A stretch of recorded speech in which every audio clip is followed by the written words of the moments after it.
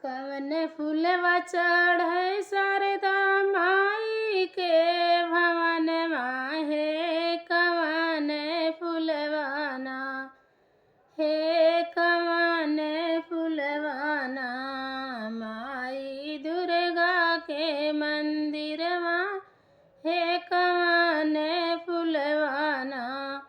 माई दुर्गा के मंदिरवा हे कवन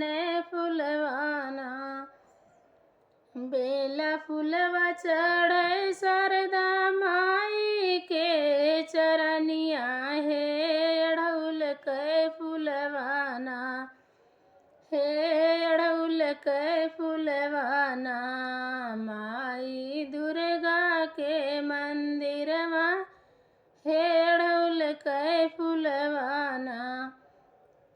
माई दुर्गा के मंदिरवा हे अड़हुल के फूलवाना कौन भोगवा लागे माई शारदा के मंदिरवा हे कवन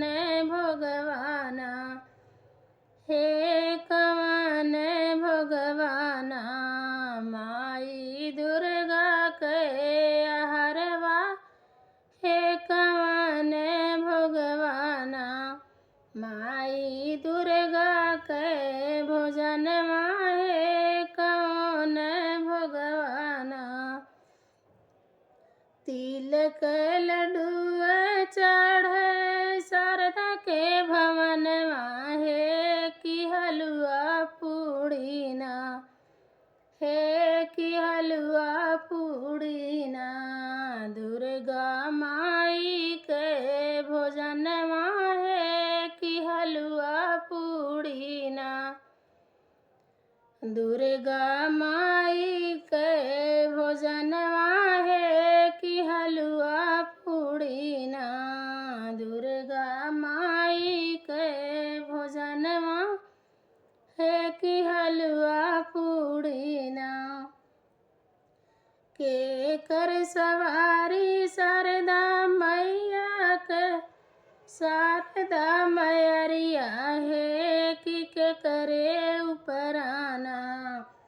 माई दुर्गा करे सवारिया हे कि के करे उपराना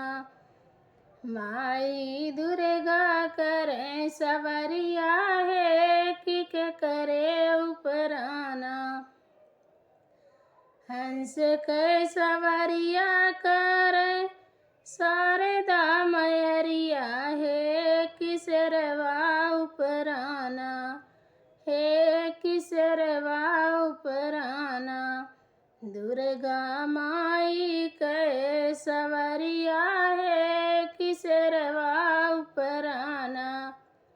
दुर्गा माई के सवारिया हे किसरवा उपराना दुर्गा माई के सवारिया हे किसरवा उपराना।